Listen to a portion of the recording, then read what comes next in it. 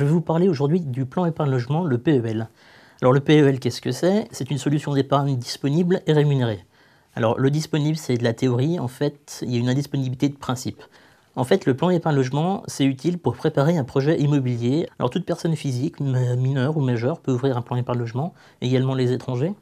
Et dans quel cas ouvrir un plan épargne logement? Tout simplement pour préparer un projet immobilier précis à 4 ou plus d'années, à moyen long terme. Ou alors tout simplement un adolescent ou un étudiant qui veut investir dans l'immobilier d'ici quelques années, mais sans projet précis.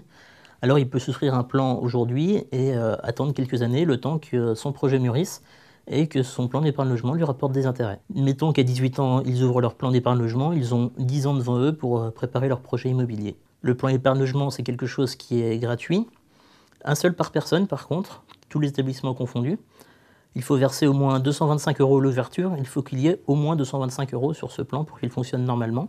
Il faut verser au moins 540 € par an sur ce plan pour l'alimenter, alors que ce soit mensuellement à partir de 45 €, trimestriellement, semestriellement ou par an tout simplement. On ne peut pas verser plus de 61 200 €. Plus l'épargnant cumule des intérêts, plus il va avoir droit d'emprunter une certaine somme d'argent pour son projet immobilier à un taux intéressant fixé au départ du plan épargne logement.